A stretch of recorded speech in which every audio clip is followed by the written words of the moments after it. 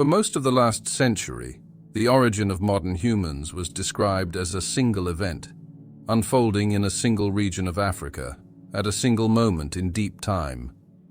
This model was elegant, easy to explain, and scientifically convenient.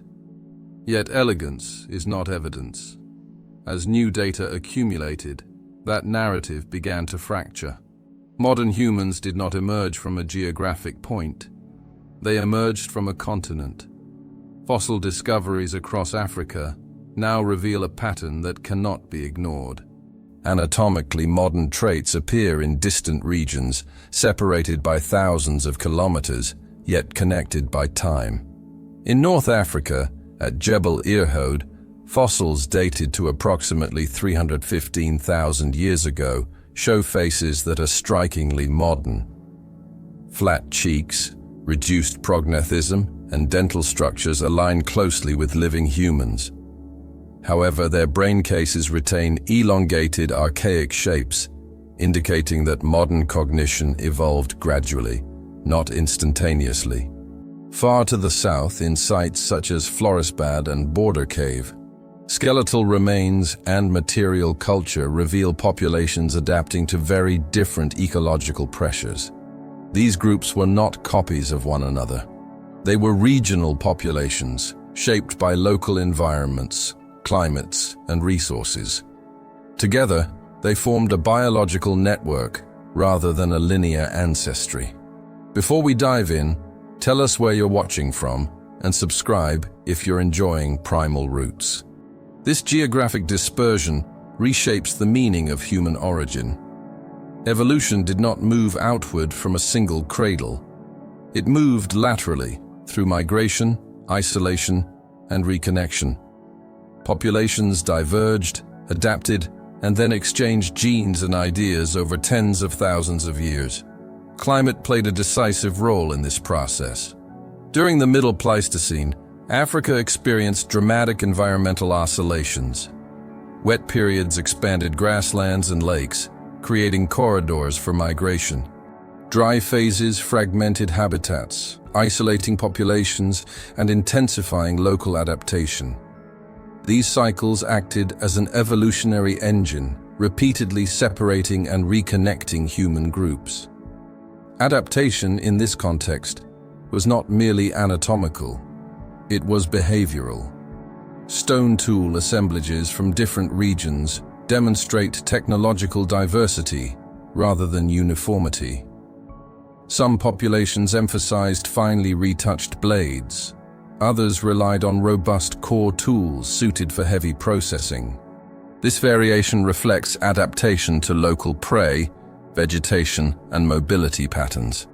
Technology became an extension of the body, compensating for environmental constraints and expanding survival strategies. Fire use, once thought to be sporadic, appears increasingly systematic.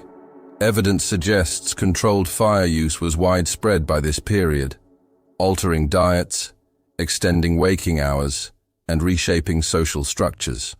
Cooking increased caloric efficiency, supporting larger brains over evolutionary time. Adaptation was cumulative, built layer by layer through interaction with the environment. Crucially, these populations were not evolving in isolation forever. Genetic evidence now confirms repeated episodes of gene flow across Africa. Traits did not remain locked within regional groups. Instead, advantageous adaptations spread through contact, mating, and migration. This process explains why modern humans share a common biological identity despite deep regional roots. The emerging picture is neither chaotic nor simple. It is structured complexity. Modern human anatomy did not appear fully formed. Facial morphology stabilized before brain shape. Cognitive capacity expanded alongside cultural transmission. Adaptation proceeded unevenly, guided by environment, chance, and connectivity. The human species was assembled over time, not born in a moment. By the end of this period, Africa was home to a mosaic of human populations. Different in appearance, different in behavior, yet unmistakably human. The origin of Homo sapiens was not a point on a map. It was a process unfolding across landscapes, climates, and generations. A species shaped by movement, resilience, and adaptation long before it ever left the continent. As early human populations spread across Africa, geography ceased to be a static backdrop. It became an active force, shaping anatomy, behavior, and survival strategies. Migration was not a single wave moving outward. It was a continuous process of expansion, contraction, and realignment, driven by shifting landscapes and climatic instability. Africa during the Middle and Late Pleistocene was a continent in flux. River systems expanded and vanished. Deserts alternated between barriers and corridors. Forests retreated, grasslands advanced, and coastlines transformed with changing sea levels. Human groups responded not with uniform strategies, but with localized adaptation. In Eastern Africa, populations adapted to open savanna environments where mobility was essential. Long-distance foraging favored endurance, spatial memory, and efficient locomotion. Toolkits reflected this lifestyle. Portable stone tools, easily repaired and transported, dominated archaeological assemblages. These groups relied heavily on large herbivores and seasonal plant resources, adjusting movement patterns to rainfall cycles. In contrast, populations along coastal regions exploited marine and intertidal ecosystems. Shell middens, fish remains, and coastal stone tools demonstrate an early and systematic use of aquatic resources. This adaptation reduced dependence on terrestrial prey and buffered populations against inland climatic volatility. Coastal living required different knowledge systems, including tidal cycles, navigation, and seasonal scheduling. These were cognitive adaptations, embedded in behavior rather than bone. Northern Africa presented yet another adaptive landscape. Periodic humid phases transformed the Sahara into a mosaic of lakes and grasslands. During these intervals, human groups expanded northward, occupying regions that are now hyper-arid. Archaeological evidence indicates repeated pulses of habitation, followed by retreat as aridity returned.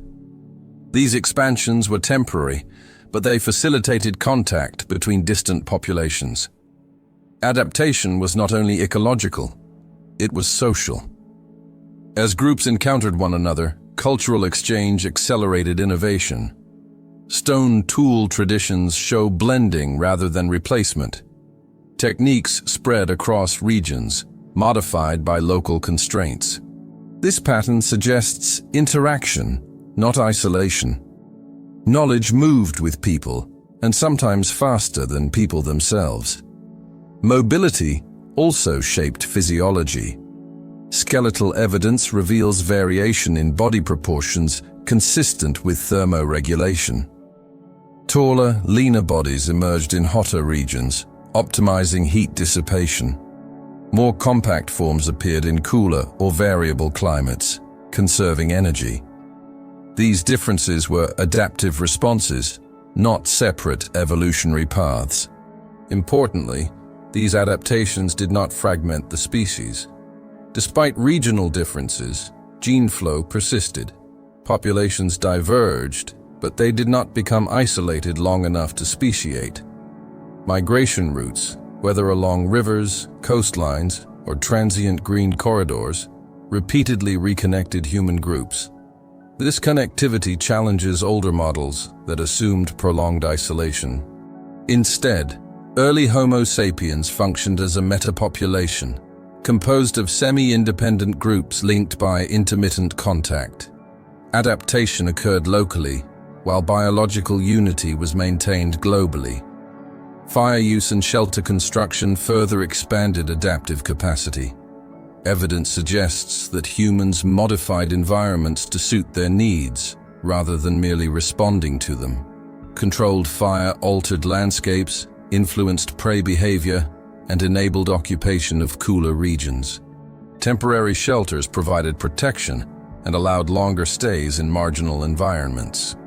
These innovations reduced environmental constraints, allowing humans to occupy diverse habitats without drastic anatomical change. Adaptation increasingly shifted from biological evolution to cultural solutions. This transition marks a critical phase in human history.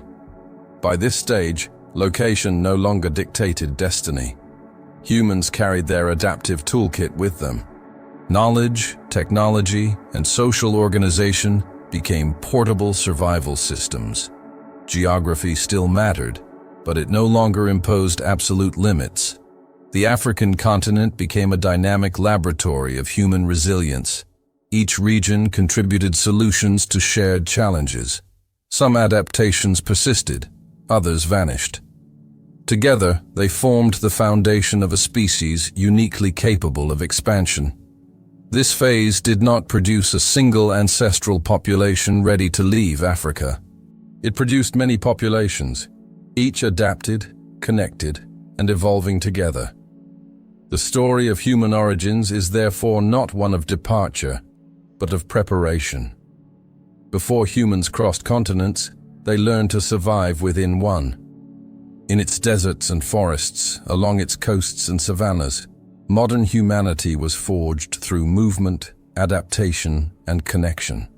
By the time modern humans began to move beyond Africa, they were no longer a single population defined by one location or one adaptive strategy. They were the result of a long process of assembly. A species shaped by repeated contact, environmental pressure, and biological exchange. The final chapter of human origins is not about separation, it is about connection. For much of the 20th century, evolutionary models assumed that once populations diverged, they remained isolated. This assumption no longer holds. Advances in ancient DNA analysis have fundamentally altered how scientists understand adaptation and location in human evolution. Genetic data now demonstrates that early Homo sapiens repeatedly interacted with other hominin populations, exchanging genes that carried adaptive value. These encounters were not rare anomalies. They were part of a broader evolutionary pattern. As modern humans expanded into Eurasia, they encountered Neanderthals in Europe and Western Asia, and Denisovans farther east. These groups were not evolutionary dead ends. They were highly adapted to their environments. Neanderthals carried genetic variants linked to cold tolerance, immune response, and metabolic regulation. Denisovans possessed adaptations suited to high altitude and low oxygen environments. Through interbreeding, modern humans incorporated some of these traits. Genetic introgression became a mechanism of rapid adaptation. Instead of waiting for beneficial mutations to arise independently, human populations acquired ready-made solutions through contact. Location, once again, shaped biology, but now through exchange rather than isolation. This process reshapes the meaning of adaptation. It was not solely the product of slow anatomical change. It was accelerated by interaction. Populations moving into unfamiliar environments did not adapt alone. They adapted together, drawing on the evolutionary history of others. Importantly, this genetic exchange did not erase modern human identity. Despite regional introgression, Homo sapiens retained a coherent biological framework. The proportion of archaic DNA remained limited, suggesting selective retention rather than wholesale blending. Only traits that enhanced survival persisted across generations. Location determined which adaptations mattered. In colder regions, genes affecting skin physiology, fat distribution, and immune response became advantageous. In high-altitude environments, variants linked to oxygen metabolism increased survival. Along coastlines and river systems, adaptations related to diet and pathogen exposure shaped genetic profiles. Adaptation was therefore spatially specific. There was no universal solution. Each landscape imposed its own demands, and human populations responded accordingly. Yet these responses were layered onto a shared evolutionary foundation. Cultural adaptation reinforced this process. As humans moved into new regions, they modified behavior faster than biology could respond. Clothing, shelter, and fire use buffered populations against extreme conditions. Tool complexity increased, allowing exploitation of diverse resources. Social structures became more flexible, facilitating cooperation across larger groups. This shift marks a critical transition. Biological adaptation did not disappear, but it became secondary to cultural flexibility. Humans were no longer bound to narrow ecological niches. They became ecological generalists, capable of occupying deserts, forests, tundra, and coastlines. Location still mattered, but it no longer imposed absolute limits. The archaeological record reflects this transformation. Sites across Eurasia reveal rapid occupation of varied environments within relatively short time frames. This speed cannot be explained by biological evolution alone. It reflects a species that had learned how to adapt behaviorally, carrying solutions across landscapes. Within Africa, this pattern continued. Genetic studies show deep population structure persisting long after the emergence of modern anatomy. African populations retained high diversity, shaped by geography and climate. Some regions remained connected, others experienced prolonged isolation. Yet gene flow never ceased entirely. This internal diversity is not a flaw in the evolutionary story. It is its strength. Africa functioned as a reservoir of genetic and cultural variation. When populations moved outward, they carried only part of this diversity with them. The result was a series of founder effects, layered with local adaptation and archaic introgression. The modern human genome is therefore a map. It records ancient migrations, environmental challenges, and points of contact. Every population carries a unique combination of these histories, shaped by where their ancestors lived and how they adapted. The new timeline of human origins reflects this complexity. There was no sudden cognitive revolution, no single birthplace, no clean break from archaic humans. Instead, there was continuity, interaction, and gradual assembly. Adaptation unfolded across millennia, guided by climate, geography, and chance encounters.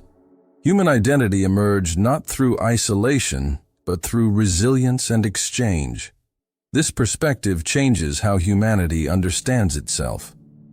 Humans are not the product of separation from nature or from other hominins. They are the product of engagement. Survival depended on learning, sharing, and adapting across boundaries. By the time modern humans reached the far edges of the world, they carried with them more than tools and genes. They carried a legacy of movement, a history written in landscapes crossed and environments mastered. The story of human origins does not end with departure from Africa. It continues in every population, shaped by location, adaptation, and connection. The new timeline reveals not a rewritten past, but a clearer one. Human evolution was never a straight line. It was a web. And within that web, the defining trait of Homo sapiens was not dominance, but adaptability. To understand who we are today, it is essential to revisit where we came from. Explore the evidence, follow the science, and discover how adaptation shaped the human story.